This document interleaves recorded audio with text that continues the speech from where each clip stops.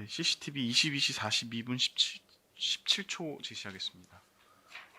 이제 회의를 마치고 아마 대통령이 자리에서 일어나고 다들 그 퇴실하기 위해 일어서는 장면입니다. 이제 증인도 일어서서 나오시고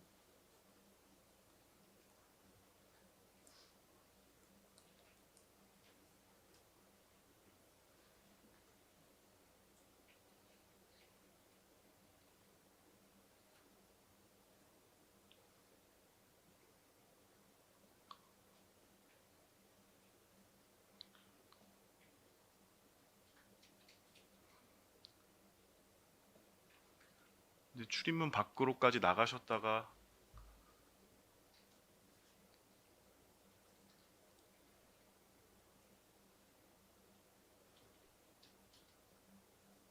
이제 다시 들어오는 상황입니다. 강희구 부속실장이 들어오고요.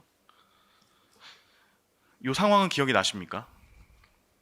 네, 뭐 대충 기억이 납니다. 그 다시 들어오신 이유에 대해서 말씀해 주시겠습니까? 저때 뭐 저는 이제 F회에 소집했기 때문에 빨리 나가야 된다고 이제 빨리 나가는데 갑자기 누군가가 서명을 하고 가야 된다 그러셨던 것 같습니다.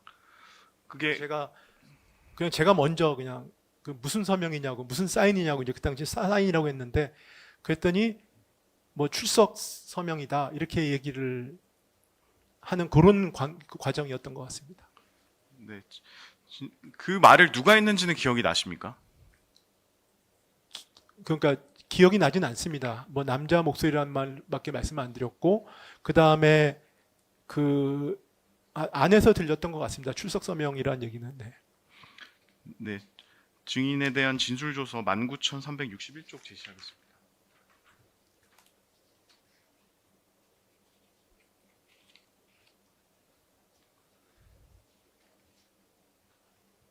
그때 마지막에 진술하신 거 보면 그 사인하고 가세요라는 말을 듣고 제가 무슨 사인이요라고 했더니 누군가가 출석 사인이요라고 했습니다. 그제서야 아 이게 국무의 외관을 갖추려고 하는 것이구나라는 생각이 들었습니다. 이렇게 진술하셨는데 이게 맞습니까? 네, 제가 서명 얘기가 나오기 전까지는 오늘 왜 모였는지 사실 몰랐습니다. 그런데 이제 서명을 하라는 얘기를 듣는 순간 아 이게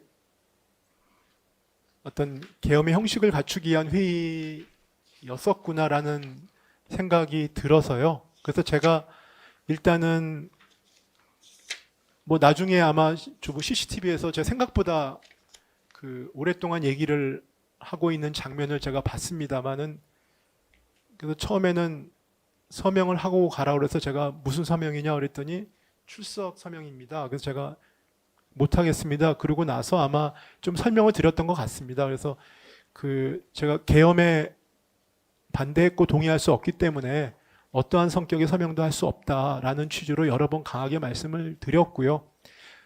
당시 생각은 아 이게 형식을 갖추게 해주지 않는 것이 제 의미 있게 반대하는 거다라는 생각이 들어서요. 그렇게 했던 것 같습니다. 네, CCTV 22시 43분 50초 제시하겠습니다. 보시면 이제 그 대접견실에 이제 국무위원들만 남게 됩니다.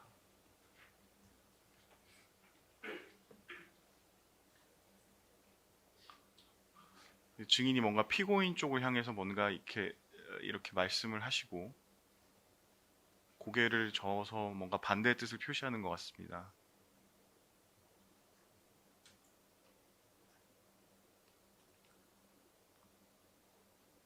그리고 그 집무실 문을 가리키고 이 김영호 그 앞에 있던 김영호 장관이 이제 집무실 문을 닫습니다.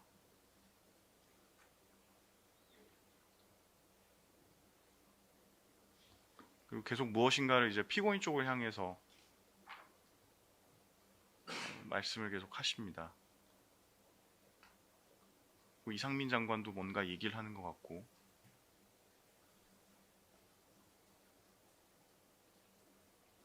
피고인이 또 무엇인가를 얘기를 하는 것 같고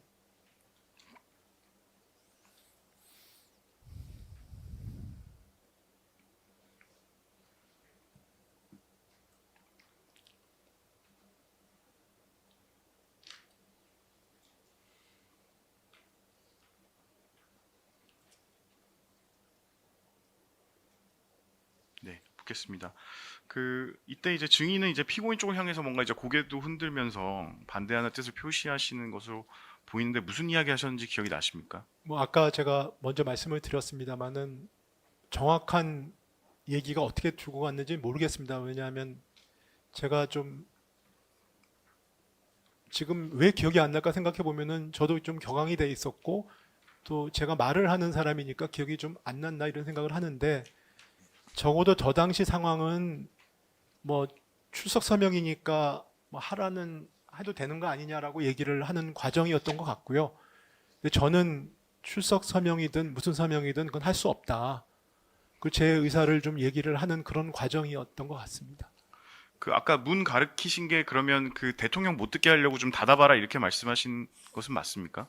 글쎄 저것도 아마도 제가 처음에 이제 못하겠습니다 그렇게 하고 나니까 좀 설명을 드려야 될 거 아니겠습니까? 그러면은 조금 언성이 올라갈 수도 있을 것 같은데 그래서 아마 문을 닫으라고 했던 것 같습니다. 네.